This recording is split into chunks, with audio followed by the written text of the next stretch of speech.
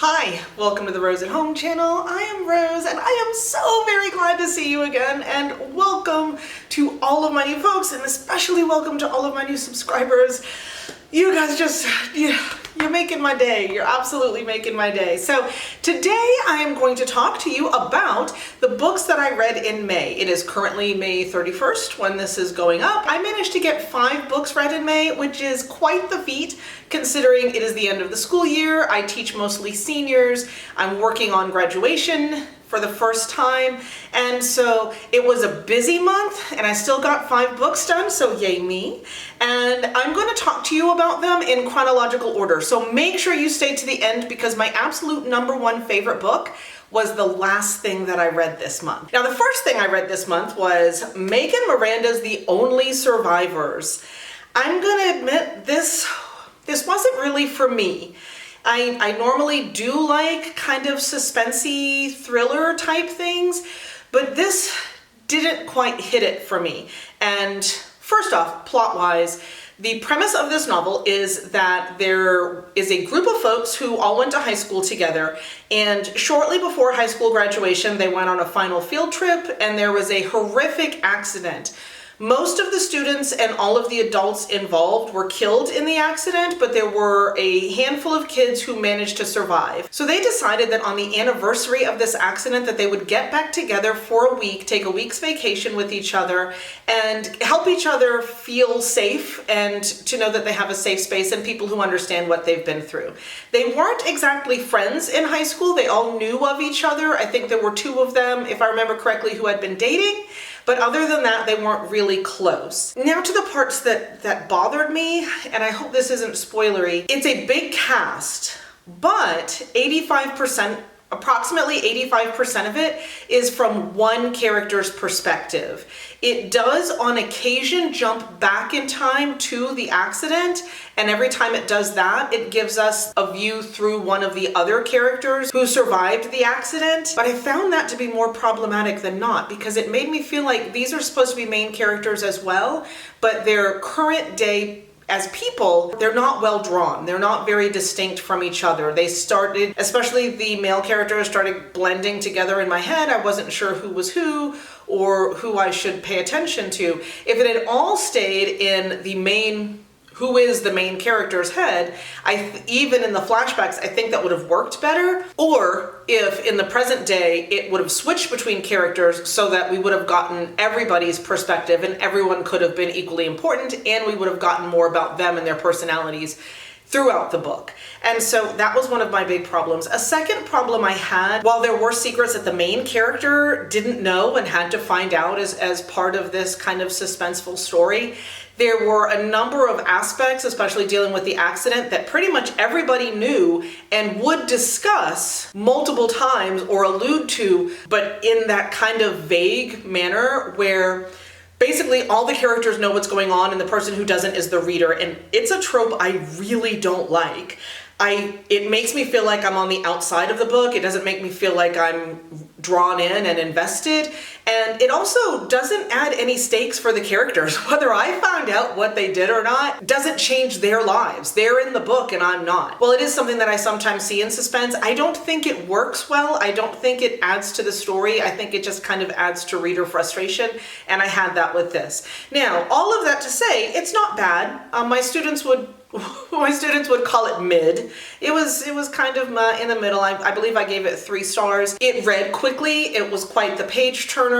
I did want to know what all happened at that accident. I did want to know what was happening to them now and things like that. But it's not something that I think I would reread. It's not necessarily something that I would suggest unless you really love this kind of group getting back together yearly and then something starts happening to them type of story, in which case then you might enjoy this. The second thing I read in May was absolutely one of my 3 favorites for the month, and this is Dust Child by Phan, and she is a Vietnamese writer who, this is her second novel in English. The first was one of my top reads of 2022, The Mountains Sing. And this is a multiple perspective story. There are 3 different storylines that all wind through this in 2 different time periods. So we have a pair of sisters that their story starts in 1969. They are living on their parents' farm. Their father had been recruited into the military to fight against North Vietnam and came back kind of damaged. So the girls are working the farm and the parents are in dire financial straits.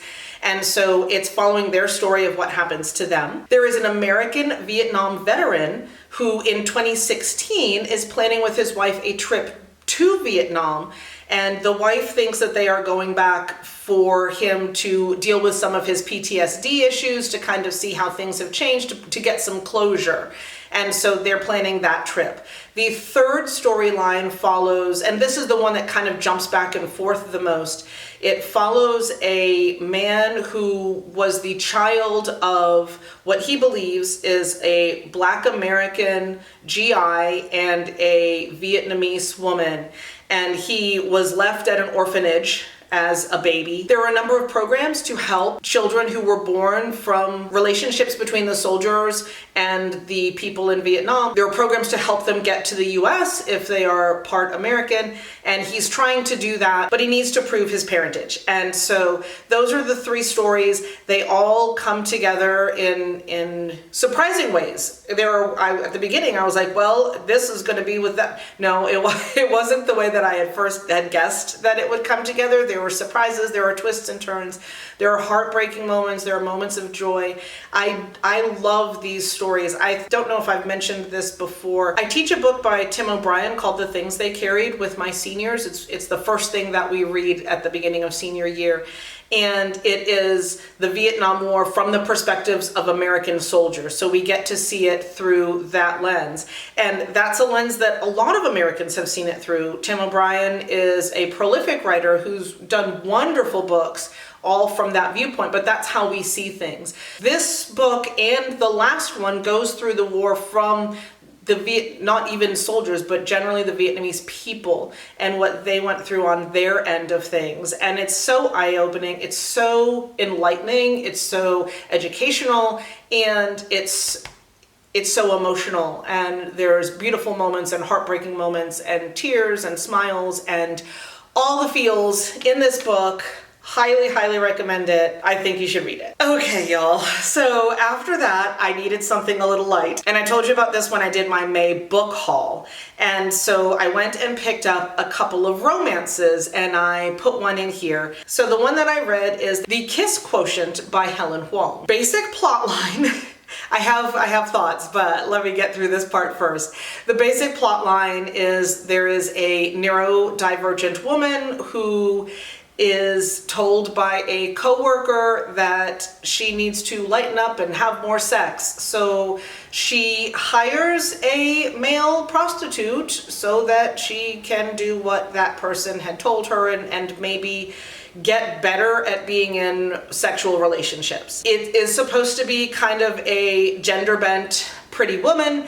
The person that she meets, he's doing this job because his mother has cancer and he's trying to take care of her medical bills, and so that's why he's taking clients this way. And so he's a great guy. That's pretty much how they get together. So here's my thing, that I have problems, and I understand that romances tend to have plot lines that are generally not believable. They have plot lines that's not how the world works. I can't go to Vermont at Christmas and be sure to fall in love with a local handyman. I get that it's supposed to be far-fetched, but this was way far-fetched. Here was one of my big issues, and it's chapter 1, I've already mentioned it. If you're at work and a coworker tells you, hey, you're too uptight, you should have more sex, you don't take that advice. You go to HR and report them. That is illegal. That is sexual harassment. And my issue with that is she is neurodivergent. And if you watch her behavior through the rest of the book, she doesn't understand what to do in social situations. So she follows what she believes are the rules, what you're supposed to do in specific situations. There is no way she would work as high up in a company and in as big a company as she works for and not have had training in what to do in sexual harassment situations. I get it once a year. We have to do it every April. We have to do it every August when school starts. I know it happens in other companies. My daughter works in HR. She helps make those videos that they make you watch. We've all been through it.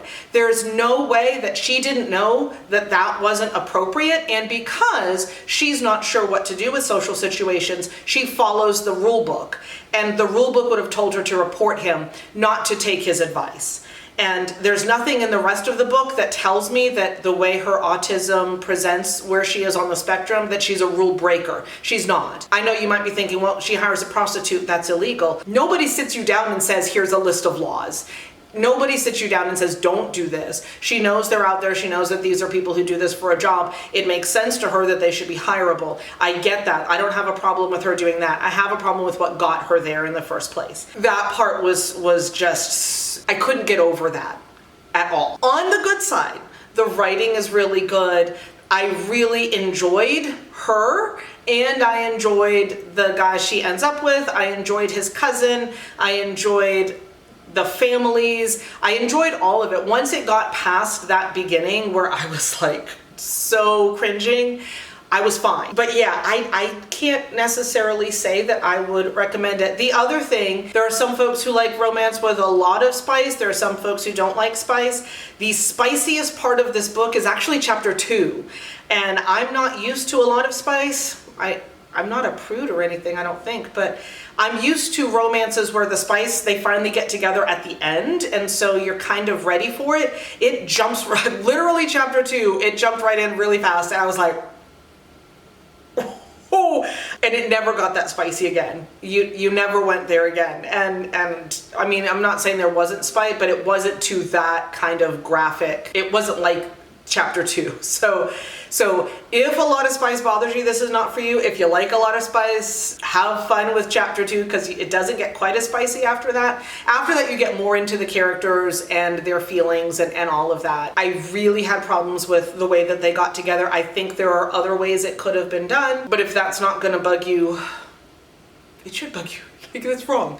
But I don't even know what else to say at this point, but that's the Kiss Quotient. It gets recommended really, really highly, and I've not heard anyone say, hey, this, no, don't. So I'm saying it. No, that's not how things work. That's not how any of this works. But they're a cute couple once the ball starts rolling, kind of thing. And then after that, I jumped into 2 back-to-back books that I gave 5 stars. Now, the first one is R.F. Kuang's Yellowface. And if you have read The Poppy Wars and you're thinking this is like that, it is nothing like that. I gave this one the 5 stars for the beginning, for probably the first half of the book. If I were rating just the second half, the rating would probably have fallen to a 4, but the first half is definitely a 5. So, premise. What happens in this book is there are 2 writers who went to college together, were friendly or friends depending on which chapter you're reading, and they go out one day to celebrate. One of them had just got a Netflix contract. And so in their evening out, the one who was the most successful passes away. And the other one, they were in her house, the other one had seen that she had a completed manuscript on her desk. While she was waiting for the paramedics, she slipped it into her bag. She goes home, she does some either minimal or substantial edits, again depending on which chapter you're reading, and publishes it as her own. Now, the friend who passed away is Chinese. This book is about Chinese history. So she changes her name so that it sounds more ethnic. She takes new author photos where she's more tan and she looks more ethnic. She keeps saying she's not trying to pretend things while at the same time pretending things, and the world does what it does. So if you really love books with unreliable narrators as the main character, this is a great book for you. If you really love books that are not the standard formula of how things normally go in books, books like this, you would like this. It's absolutely a surprise to the very last page. I'm going to actually talk about some things that I think would be spoilery, so I'm going to put a timestamp right here if you want to jump forward, if you don't want to be spoiled. Otherwise, stick around because I gotta say a few things. Hi, those of you that are still here. Nice to see you. The first half of the book, she's going through and all of these things, and to be honest, I'm spending this whole time waiting for karma to hit her. I normally don't, and I was excited about that because I normally don't like books where I can't root for the main character, but I was rooting for her to fall flat on her face and learn a lesson. And then how is she going to turn this around? How is she going to make this right? That's what I kept expecting this book was going to be. This book is not that. So we get to the halfway point. Stuff keeps happening that keeps like showing her again and again and again, you've done the wrong thing. You need to fix this. And she would at points be like, man, I can't believe I did, like, I really need to fix this. I need to, and then in the same breath, but really, I'm the victim here, aren't I? And I just wanted to go in the book and like shake her, and over again. And I think that's why the second half wasn't as strong as the first half for me, because it got so repetitive. Things kept happening. All of these obstacles keep getting thrown at her, all of these chances to make it right. Would she suffer? Would there be consequences of making it right? Absolutely. But she still could have done it. There were so many places where she could have, and each time she kept turning it around into woe is me. She goes from taking a completed manuscript to at some points claiming that she only had a premise. Like, she's so incredibly delusional throughout the whole thing. So when I was in college, one of my writing classes, I had a professor who explained that your protagonist is the person who is given the opportunity for change, but they don't have to take it. This book is the absolute best example of that I have ever read in my life. She has the chance the whole time, over and over and over again. She's given these opportunities to change. And literally at the end, everything has come out. Everybody knows everything. And she's still like, I'm going to write a new book about what a victim I am in all of this. And I'm going to make so much money. And she has learned absolutely nothing. She is still exactly the same as she was the whole time. And it's infuriating, but it's brilliantly done to be so infuriating. I strongly recommend it, but also, like, if that would annoy you, if having a character who you're so focused on and having them just be kind of garbage would bother you, then you're not going to like this. But if you can kind of go along for the ride and just kind of hate them while you read, then there you go. Then this'll be your book. It's incredibly well written. It's incredibly well presented. Her characterization, like, everybody in it is well drawn. Her characterization is like rock solid chef's kiss. There are people just like her in this world. I know it.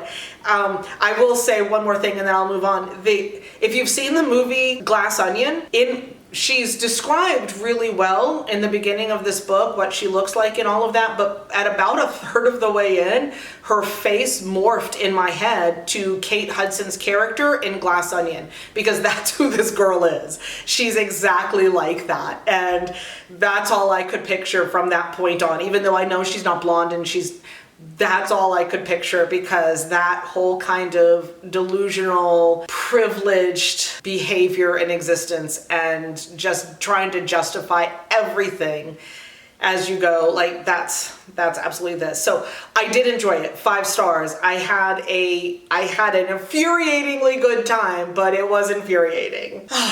Okay, guys, and the last thing that I read was the best thing that I read this month.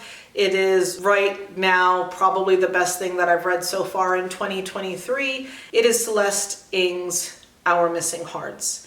And this is absolutely heartbreakingly beautiful. It is a dystopian set in a very near future where the US has gone through what they call a crisis, where basically there's a severe recession. It is the people respond to it with protests, and there's a lot of violence and looting and things. The government decides that there is a scapegoat, and in the book it's mainly Chinese people, that China's doing fine financially, it must be their fault that we're not. And so it becomes illegal to say nice things about China. It becomes illegal to say bad things about the fact that you can't say nice things about China. They basically put together a law that says that you can't say or do or read or write anything that is against American culture.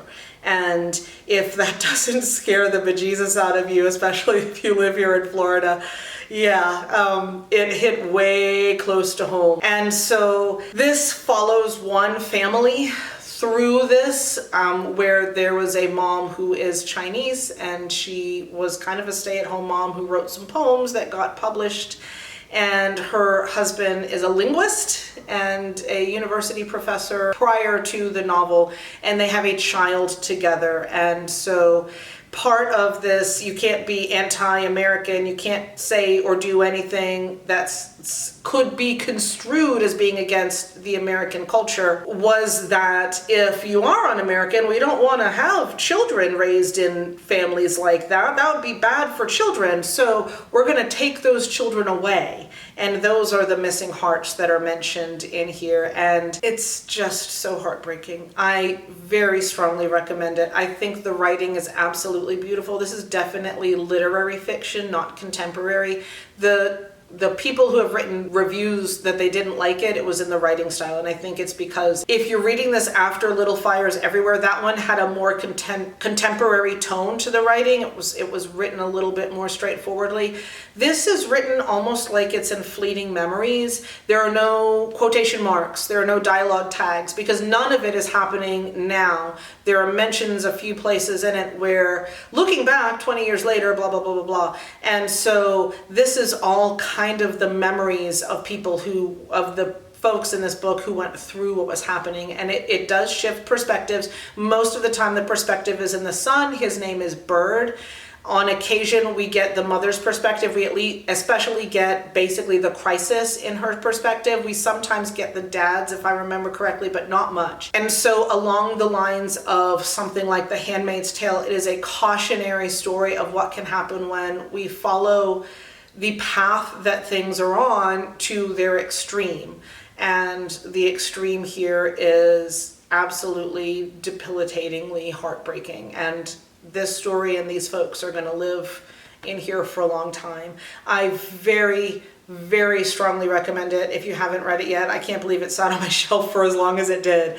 It's absolutely beautiful. I do think I'll reread it at some time and maybe do some annotations and put some tabs and things in there as I go through, because the writing is absolutely gorgeous. It's so, so wonderful. And I really think that you should give it a chance, especially if you like literary fiction. Okay, everybody, I really hope that you got something from that. I hope you've decided that you're going to pick up a few more books or pull something off your shelf that you've gotten and maybe haven't gotten to yet.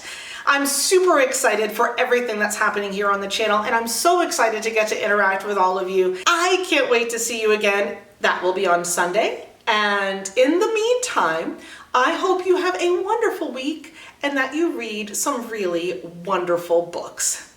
Bye, everybody.